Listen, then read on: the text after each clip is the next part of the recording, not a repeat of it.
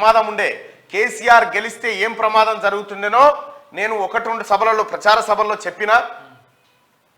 Civil supply మంత్రి గారు మీకు కూడా మీ దృష్టికి కూడా ఈ అంశాన్ని తీసుకొచ్చే ప్రయత్నం చేస్తా ఉన్నా. చాలా ఇప్పుడు నిన్న రేవంత్ రెడ్డి గారు ప్రెస్ మీట్లో ముఖ్యమంత్రి గారు మాట్లాడుతూ తెల్ల రేషన్ కార్డు ఉన్న వాళ్ళు 6 పథకాలకు అర్హులు అనేటువంటి మాట చెప్పిండు. విషయం ఏం జరిగిందంటే దాంతో దాసో శ్రవణ్ గారు వాళ్ళు వీళ్ళు ప్రెస్ మీట్ పెట్టి తెల్ల రేషన్ కార్డు ఉన్న వాళ్ళకి ఇస్తాడట, మిగతా వాళ్ళకి ఇయ్యడట. అంటే విషయం ఏంటంటే వాస్తవమైన లబ్ధిదారులు ఎవరు? తెల్ల రేషన్ కార్డు హోల్డర్లే. తెలంగాణ రాష్ట్రంలో 90 లక్షల రేషన్ కార్డులు ఉన్నాయి. లగ్భగ్ 90 లక్షల రేషన్ కార్డు 90 లక్షల కుటుంబాలకు ఉన్నాయి. అయితే కేసీఆర్ ఏం చేసిన ఎరికేనా? కేసీఆర్ కనుక మొన్న గెలిచినంటే ఎంత ప్రమాదం అవుతుండే అంటే, ప్రజలారా ఇది ఎక్కువ మందికి షేర్ చేయండి. కేసీఆర్ అనేటువంటి వ్యక్తి మళ్ళీ ముఖ్యమంత్రి అయితే ఏ ప్రమాదం ఉండేనంటే 90 లక్షల రేషన్ కార్డులు,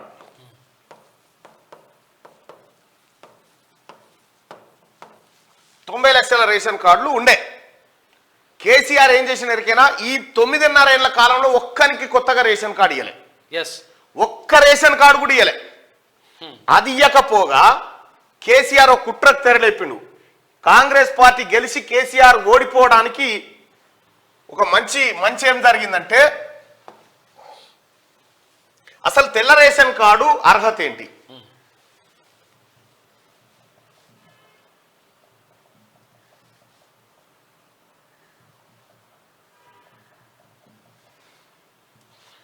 రైట్గా తెల్ల రేషన్ కార్డు ఎవరికి ఇస్తారంటే ఇక్కడ చూడాలి.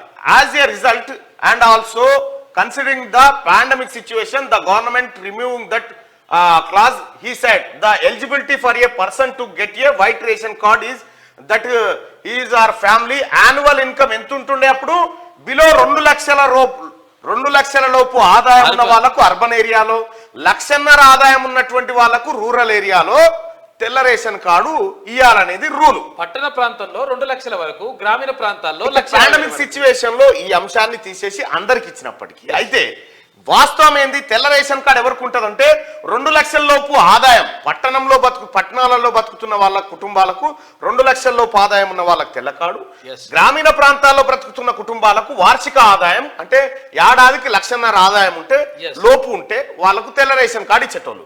కానీ కేసీఆర్ ఏం చేసిండు ఎరికేనా? తెలంగాణ ప్రజలారా గుడ్డు తెలిసి చూడండి కేసీఆర్ చేసిన కథ. ఇంకో ట్యాబ్ తీసుకుందాం. ఇంకో ట్యాబ్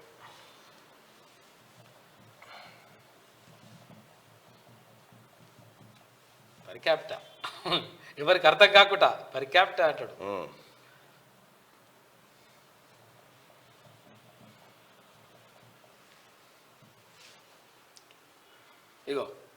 ఇగో తెలంగాణ ప్రజలారా చూడుర్రి.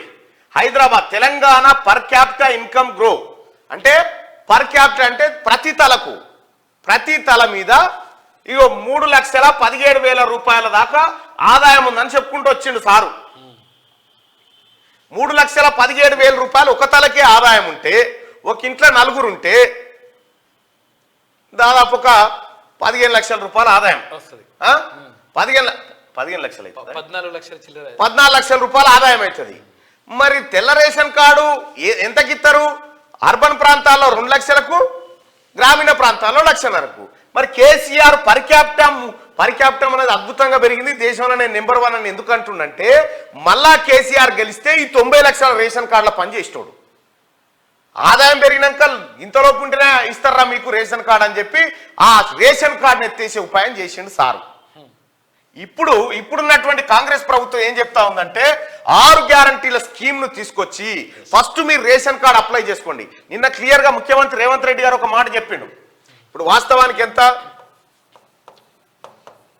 రేషన్ కార్డు, తెల్ల రేషన్ కార్డు కావాలంటే లెక్కల ప్రకారము ఏది భారత ప్రభుత్వ లెక్కల ప్రకారము పట్టణాల కుటుంబాలకు 2 లక్షల రూపాయలు ఆదాయం, గ్రామీణ ప్రాంతాలకు వార్షికంగా ఏడాదికి గ్రామీణ ప్రాంతాలకు 1,50,000 1,50,000 ఇంత ఆదాయం మాత్రమే ఉండాలి. కానీ కేసీఆర్ ఏం చెప్తుండు, కేసీఆర్ ఏం చెప్పిండు మొన్నటిదాకా మనకు, లేదురా నాయన ఒక్కొక్క తలకే 3,17,000 ఆదాయం ఉంది, మనం నెంబర్ 1 అని చెప్పుకొచ్చాడు.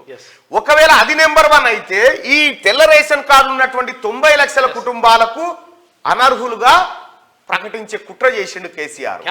అందుకోసమే ఇప్పుడున్నటువంటి కాంగ్రెస్ ప్రభుత్వం గౌరవ ముఖ్యమంత్రి రేవంత్ రెడ్డి గారు ఏం చేసిందంటే ఈ కుట్రను బయట పెట్టి ఈ పర్ క్యాపిటల్ లెక్కలు తప్పు, ఈ బడ్జెట్ లెక్కలు తప్పు, వీళ్ళు తిన్నది ఎక్కువ, వీళ్ళు దోచింది ఎక్కువ అనేటువంటి లెక్కలు బయట పెట్టి అసలు వార్షిక ఆదాయము ప్రజలకు ఇంత లేదు, చాలా తక్కువగా ఉంది అనేది వాస్తవం.